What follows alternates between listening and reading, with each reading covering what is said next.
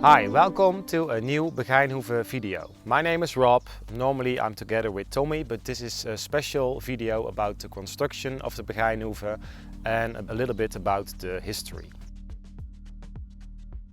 So it all started, I think, in 2008. I was looking for a new farm to build. And we really wanted an indoor arena back then. We were looking and looking and we couldn't find anything. All of a sudden an older guy, I think he was like 83 or something, he rang at our door. And he was the owner of the Begijnhoeve in Reti. And the Begijnhoeve back then was also a stud farm. He had some stallions for stud. And he was getting older and a few of his kids passed away in a really sad way. That's why he did not have a successor for his company. And it was really sad actually, but it was an opportunity for us. So the Begijnhoeve, maybe you know, like in Amsterdam, and you have a very nice one in Antwerp and in this area in Turnhout. The very nice areas in the cities. And here in this area many Beguines lived at the Begijnhoeve. They were like nuns. Many people were Beguines then, probably back then. And they also had a Begijn farm. So in Dutch it's Begijnhoeve. It was like an older farm from the 60s, 70s. Only a house and old stables and some newer stables besides it. And then lots of fields around it. And because they were working there all of their lives, he made quite some goodwill in his town.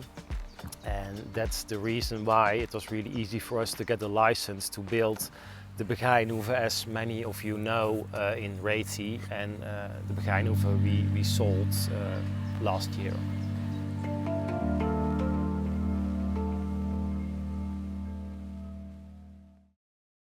So back then we had a license, but I was really an amateur still in horse world. I was studying interior design and I just got my master degree. I just was riding one horse at medium level, I think, or at advanced level, I don't know. But I really did not know how the horse world was working. So back then I had a different kind of philosophy how to build a stable. It worked out pretty well anyway. I mean, I really designed it in 3D by myself, and then I worked together with architects and other developers to build it. But still I managed to make a very good organization in the stable, and it worked out really well. But of course we learned lots of stuff now in the last 10 years. I know now that we can't do everything. I mean, you can't be a breeder and a Grand Prix rider, and you can't take care of all those horses and also perform at your best. I always tell people now these days you really need to focus if you want to do something really right. And I think that was my main lesson the last few years. So back in 2018, so almost 2 years ago already, we were working and everything went really well, and we were finding our ways because we gained experience and we know what to do. And then we went on a holiday with my parents and with my brother and my sister-in-law to South Africa. A really cool journey. And we were on our way to South Africa, and then the realtor called me that he had clients from my stable, but my stable was not for sale or anything. I did not expect he would call me, but he did. And those people came, and a friend of me, she showed them our stud farm and our house. And they were really over the moon. They came to see the stud farm for the second time, and then they were even more excited. And we were still in South Africa. And I was thinking, okay, that's really cool when we sell our place, but then we have to find something new, of course. I mean, I own almost 100 horses, and you need a farm to host them, and we need to do our job, of course. So the realtor sent me some very nice projects he had in his portfolio, under which this project here in Postel, and the constructor Altes was developing this farm already for another client, but they wanted to sell it. It was more fixed on Arabian horses, so not for dressage or jumping horses. but it was still like a big farm. And the funny thing is that the drawings I saw back then, they looked like the houses in Stellenbosch where we were at that moment in South Africa. It was the same design I saw on the drawings of the stud farm. So Tommie and I were saying like, okay, this is too weird, this is just meant to be, and I think we should, yeah, we were already deciding that if we come back to Belgium, we probably going to buy this place.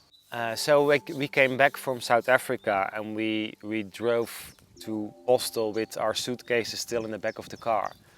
And we were all amazed by the area, the nature, and we were just stunned that it was possible to build a stud farm here. I mean, we were like, how was this possible? So the buyers, they still wanted to buy the stud farm, and we had our eyes on the new project. Everything went really quickly then, so we were buying the project in Postel, and we had to develop the farm from an Arabian stud farm to a dressage stud farm. So it was really hard for the constructor to switch. Now I must say Pieter van Tiene, he's one of the big guys, as you can say, at Altes. He's a really quiet guy and just like, okay, we're just going to sit together and we're going to draw and we're going to talk. And it went really well. We had just like 2-3 meetings and we're just like sketching and drawing. Of course, we did not know everything in detail yet. I mean, you have 1,220 things where you have to think about. But it went really well and they already started building like in a few months. It was insanely quick. I really think they did really well. I mean, there are not many constructors who can build a farm like this with this rate of design in this high level. I'm still really happy I work together with them because they're doing a great job. It's really important they are specialized in equestrian facilities because if you want to build just a stable for cows or pigs or chickens or whatever, it's all like construction and it's like practical. But with horses, it's different. It's like the atmosphere should be there. You have to feel the vibe if you want to train the horses, and everything should fit together. So that's a very big difference with other kind of stables. So what Pieter van Tiene and I were talking about was of course my preferences. What do I want in an equestrian facility? It's not like just a building, it's like everything around it. It's like a feeling when you enter that everything is right. And that doesn't mean that everything has to be like the best and the most clean or the most expensive. It's a feeling that's more important. When I come here to do my riding, when I do my sports, everything should be like Zen and everything should be the most optimal for doing the things we love. I mean, that's dressage and that's training our horses, and that our horses also feel that Zen experience, like they're all at ease and they're just happy to be here. So when we were drawing and sketching, I asked Pieter if he knew a very good designer for 3D presentations, because if you sketch things, there's no feeling in it, and I really wanted to be sure that if you see the whole complex, that the feeling will be there. So that's why he asked Evelien to make a 3D presentation. And she really made like a jaw-dropping presentation. It was really amazing. And it was exactly what I wanted it to be. I also found some music under it, 345 hertz frequency music. And it really comes into your emotion. And it gave me goosebumps when I looked at it the first 10 times, I think. So I really knew that it was exactly the right design. So in the 3D presentation you see now, you should keep in mind, we developed this only after 2 months of working together. I think the end result is really close to the 3D presentation you see now. It's still the same feeling I have now when I walk around at the construction site, or the feeling is getting back, that I get at that presentation.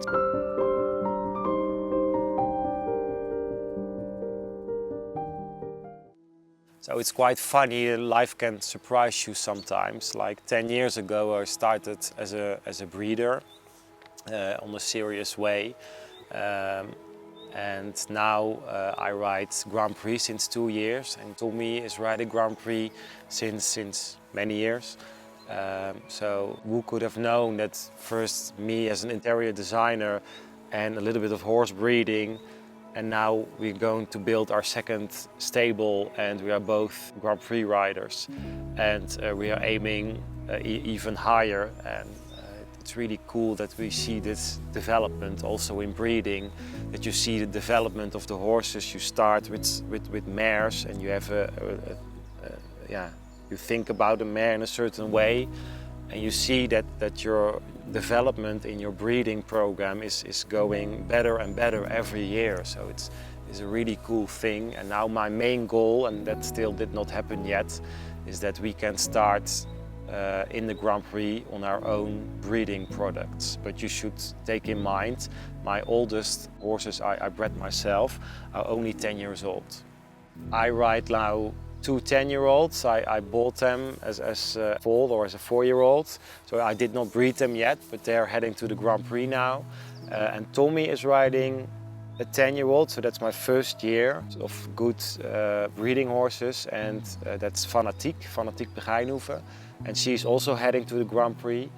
And if he will ride Grand Prix with her, that would really be a dream for me coming true. I don't care if he's riding her or me.